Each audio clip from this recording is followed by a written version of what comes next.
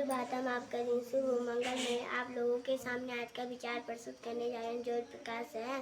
साहित्य न दीजिए क्या मैं कुटुम्ब समान, मैं भी भूखा ना रहूं, साधु न भूखा जाए।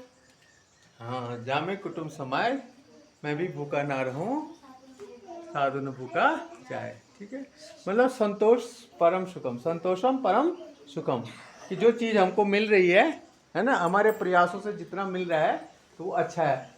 अधिक लालच नहीं करना चाहिए। ठीक है, कबीरदास जी कहते हैं कि इतना मुझे दीजिए प्रभु कि मैं और मेरा कुटुंब का भरण पोषण हो जाए, और अगर कभी कोई साधु मेरे घर पे आ जाए तो वो भी भूखा न जाए, उसको भी मैं दे सकूं। मतलब मेरे पास इतनी काबिलियत हो कि मैं दान भी कर सकूं और अपने परिवार का अच्छे से भरण पोषण भी कर सकूं। ठीक है, अपने परिवार का अच्छे से भरण पोषण हो गया, ठीक है ना, उनकी अच्छी एजुकेशन होगी, उनकी पढ़ाई लिखाई, खान पान, पहनना ओढ़ना सब हो गया, और फिर कोई अगर हमसे कोई मांगने आता है या तक हम उसको भी दे पाए, यानी हम दान भी कर सके।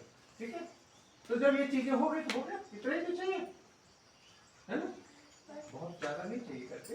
तो संतोष होना चाहिए, किसी भी चीज में क्या होना चाहिए, संतोष होना चाहिए। जब अति सर्वोत्तम वर्जते, मतलब अति नहीं होनी चाहिए किसी भी चीज की, है ना, और अति करेंगे तो फिर लालच बढ़ेगा, लालच बढ़ेगा तो पाप करेंगे। लालच क्या है, पाप का मूल है, कल भी बताया था ना, नहीं है, लोभ लालच क्या होता है, पाप की जड़ होती है, पाप वहीं से शुरू होता है। जब ज्यादा लालच करता है ना कोई, ये भी चाहिए, वो भी चाहिए, वो भी चाहिए, वो भी चाहिए, तब फिर कैसे करेगा, फिर पाप करेगा, गलत तरीके से करेगा ना, गलत तरीका अपनाएगा कमाने के लिए, है ना। हाँ, तो इसलिए कहते हैं कि संतोष होना चाहिए। संतोष में क्या है, परम सुख है, परम आनंद है। ठीक है, पर इतना जरूर होना चाहिए, संतोष का मतलब ये नहीं है कि हम अपना पालन पोषण हमारे बच्चों का, जब बड़े हो गया जैसे हम, तो अपने बच्चों को थोड़ा पालन पोषण अच्छे से कर लें, अपना अच्छा हो जाए, सब कुछ अच्छा हो जाए। अब कोई अगर याचक आता है, मांगने वाला आता है, तो उसको देने लायक बन जाए। ठीक है, तो ये उस पे कहा गया है। सामने ब्लैक बोर्ड का आज का दोहा क्या है, सहज सूर्योदय गुरु स्वामी सिख, जो न करे सिर मान, सो पछताए अघाए उर, अवश्य होए हित हानि। तुलसीदास जी ने कितना अच्छा कहा है, केवल आपके अच्छे मित्र, गुरु, माता पिता, इनकी शिक्षा और इनका कहना नहीं मानता है तो उसको बाद में अवश्य ही पछताना पड़ता है। ठीक है, इसलिए अपने अच्छे मित्र, जो अच्छा मित्र, अच्छा दोस्त है आपके माता पिता हो गए, आपसे बड़े भाई बहन हो गए, जो आपको अच्छी शिक्षा देते हैं। ठीक है, आपकी गुरुजन हो गए, ठीक है, आपके गुरुजन टीचर्स, है ना, वो अगर आपको कुछ अच्छी बात बताते तो उनको सहज स्वीकार करना चाहिए और उसको मानना चाहिए। अगर नहीं मानते हैं तो फिर क्या होगा, बाद में आपको प्रॉब्लम हो सकती है जीवन में। ठीक है, तो इसलिए उनका कहना मानना चाहिए। ठीक है, मानना चाहिए कि नहीं, हाँ मानना चाहिए। ठीक है, तो नहीं तो आपको जीवन में समस्या हो सकती है। ठीक है, जो चीज वो बताते हैं ना कि वो ऐसे करना है, ये करना है, वो करना है ना, इस तरह से करना, अगर उस पर आप चलते रहेंगे तो आपको समस्या नहीं होगी जीवन में, आपका जीवन अच्छा चलेगा। ठीक है, नहीं मानेंगे तो फिर बाद में प्रॉब्लम हो सकती है। आज का जीके क्या है वहां का, महाभारत का युद्ध 18 दिनों तक चला। कितने दिनों तक चला, 18 डेज, 18 दिनों तक। और कहा, कुरुक्षेत्र के मैदान में। कुरुक्षेत्र कहाँ है, आज के हरियाणा में। ठीक है, ठीक है, हरियाणा क्या है, हमारे देश का एक राज्य, तो कुरुक्षेत्र वहां पर है। और ये युद्ध लड़ा गया था पांडवों और कौरवों के बीच, ये सबको पता है। और गीता का उपदेश भी इसी युद्ध में श्री कृष्ण ने अर्जुन को माध्यम बनाते हुए हम सब लोगों के कल्याण के लिए दिया था। गीता के उपदेश कई श्लोक आप भी बोलते हैं ना, तो वह नहीं बोलते, हाँ, तो वो हम लोगों के कल्याण के लिए अर्जुन तो माध्यम थे, है ना। अब अगर हम उस पर अमल करें तो बहुत जीवन दर्शन हमारा बहुत अच्छा, हम अच्छे से जी लेंगे। ठीक है, तो वो हमारे लेके आए मार्गदर्शक है। गीता के जितने उपदेश हैं वो हमारे लेके आए जीवन में मार्गदर्शक की भूमिका में है, और हमको समझना चाहिए उन श्लोकों को, उन चीजों को हमको समझना चाहिए और उस तरह से अपना जीवन यापन करने की कोशिश करनी चाहिए। ठीक है, गीता के उपदेश वो श्री कृष्ण भगवान ने स्वयं बोले भाई, और जो वाणी भगवान बोलेंगे तो वो क्या होगी, सत्य एकदम, और उस पर अगर हम चलेंगे तो हमारा जीवन अच्छा नहीं हो जाएगा, बहुत सफल जीवन हो जाएगा। तो इसलिए हमको गीता के जितने भी उपदेश हुए हैं उन पे अमल करना चाहिए, उन पे चलना चाहिए, ठीक है। जब बड़े होंगे आप तो उस पर जरूर गौर करेंगे, क्या क्या बताया गया था उनको समझेंगे, समझने की कोशिश करेंगे, ठीक है।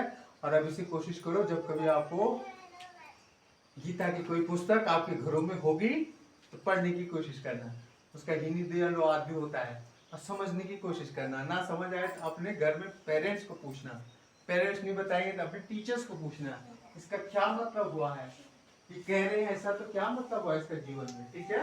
और उससे क्या होगा, आपको जीवन जीने की कला आ जाएगी, है ना। हाँ, आपको पढ़ाई किस तरह से करनी ये भी सीख जाएंगे आप। और अभी आपका उद्देश्य क्या है, ये बचपन जो आपका है ना, पढ़ाई वाला जितना भी आपका जीवन है 25 साल तक, कम से कम 25 साल तक, है ना।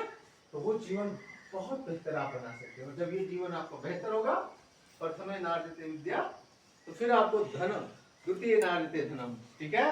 तो फिर धन अर्जन कर लेंगे, और तृतीय नार्जते पुण्यम, और तब आप पुण्य भी कमा सकते हैं जब तीसरी अवस्था आपकी आएगी। और जब चौथी अवस्था आएगी तो तब कुछ भी नहीं कर सकता इंसान, है ना। इसलिए आपको अच्छे से इन बातों पे अमल करना चाहिए, ठीक है। अब टुडे ब्लैक बोर्ड अपडेट की तरफ चले। आज कौन से नंबर है ब्लैक बोर्ड अपडेट का? 1803, 1803, 1803, 1803। और टुडे थॉट डेट कौन सी आज? 12 जुलाई 2025। डे सैटरडे हो गया, है ना, एक्टिविटी डे। तो आज का विचार क्या है बेटा? टुडेज थॉट इज शिक्षा का अधिकार बच्चों को अवश्य दिलाओ। आपका अधिकार है ना कुछ, है ना, आपकी क्या है, कुछ अधिकार है, you are having some right. Constitution है, हमारे जो संविधान है उसने आपको कुछ अधिकार दिए, है ना, और उसमें से शिक्षा का अधिकार सबसे महत्वपूर्ण है, ठीक है। तो वो आपको मिलना चाहिए, ठीक है। और आज हमारे सभी बच्चे, कोई गांव में ऐसा तो नहीं है ना जो स्कूल नहीं आता होगा, सब बच्चे आते हैं ना। हमारे उत्तराखंड में कम से कम सारे बच्चे आते हैं, नहीं आते। इवन हम नेपाली जो मूल के बच्चे हैं ना उनको भी पढ़ाते हैं अपने स्कूल में, नहीं पढ़ाते। जो इधर उधर काम पे जो घूमते रहते हैं ना, बिहार से आते हैं, झारखंड से आते हैं, है ना, उनके बच्चे भी अगर कुछ समय के लिए यहाँ पे तो उनको भी बोलते हैं एडमिशन कराओ भाई, पढ़ो तो, है ना। तो अपने जो मूल बच्चे हैं उनको तो पढ़ाना है, तो सबको पढ़ाते हैं, ठीक है। पूरे देश में क्या है, सब बच्चों को शिक्षा का अधिकार है और ये मिलना ही चाहिए, ठीक है। और ऐसा हो रहा है आजकल, 100% हो रहा है। कोई बच्चा ऐसा नहीं है जो शिक्षा ग्रहण नहीं कर रहा होगा, कम से कम प्राइमरी एजुकेशन, मतलब 1 से 8 तक ये कंपल्सरी है, ये कंपल्सरी है, ठीक है। और फ्री एजुकेशन है, उसमें आपको क्या मिलता है, किताबें भी मिलती है, कपड़े भी मिलते हैं, खाना भी मिलता है, नहीं मिलता है। और टाइम टाइम पे आपको स्कॉलरशिप वगैरह सब कुछ मिलता है, नहीं मिलता है, एकदम फ्री है, नहीं है। 1 से 8 तक आप फ्री पढ़ सकते हो, तो ये प्राइमरी एजुकेशन है। तो ये सबको मिलना चाहिए करके, ठीक है, और मिल रही है, इसमें कोई दो राय नहीं है, ठीक है। और आज का शब्द क्या है बेटा? डर्टी। डर्टी मतलब क्या होता है? मैला, मलिनम। संस्कृत में क्या कहते हैं इसको? मलिनम, गंदा। डर्टी, डर्टी की स्पेलिंग देखो क्या है? DIRTY, dirty. आज का जीके क्या है? सबसे छोटी पूर्ण संख्या 0। पूर्ण संख्याओं के बारे में आपको बताया था, है ना। प्राकृत संख्याएं होती, पूर्ण संख्याएं होती। पूर्ण कब होती प्राकृत संख्या? पूर्ण क्यों नहीं मानती? जब जीरो जून में इंक्लूड हो जाता है, जब जीरो दिया मेरे भारत ने, आर्यभट्ट ने, है ना, तब जीरो दिया मेरे भारत ने ही दिया, आर्यभट्ट भारत के थे, है ना। तो जीरो से वो पूर्ण होगी, है ना। नहीं तो हम 10 से आगे, 9 से आगे बढ़ते ही 1 2 3 4 5 6 7 8 9, तब आगे क्या करें? 10, है ना, आगे ना 10। जीरो की वजह से वो 1 0 10 और डबल 1 11 1 2 12 1 3 13 ऐसे तो गिनतियां बन गई, वो अनंत तक जाती है ना। जीरो का कितना बड़ा महत्व है, जीरो और जीरो इंक्लूड कर दे तो वो क्या हो जाएगी? पूर्ण संख्या। तो यानी सबसे छोटी पूर्ण संख्या क्या हुई? 0। सबसे छोटी पूर्ण संख्या कौन सी हुई? 0। और सबसे छोटी प्राकृत संख्या 1 नहीं होगी। और वो चार्ट बहुत बड़ा आपके पास सामने है, वो हर रोज देखा करो, उसको दिमाग में उतारो। उसमें सारा कुछ बताएगा। प्राकृत संख्या बताएगा, पूर्ण संख्या बताएगा, सम संख्या, विषम संख्या, प्राकृत प्राइम नंबर्स बताएंगे, है ना, अभाज्य संख्या, भाज्य संख्या, ये सब कुछ बताएगा। पूर्ण घन, पूर्ण वर्ग, सारा पूरा चार्ट आपके सामने होता है और हर रोज उस पर मनन किया करो, ठीक है। तो सबसे छोटी पूर्ण संख्या होगी 0 और सबसे छोटी प्राकृत संख्या नेचुरल नंबर होगी 1।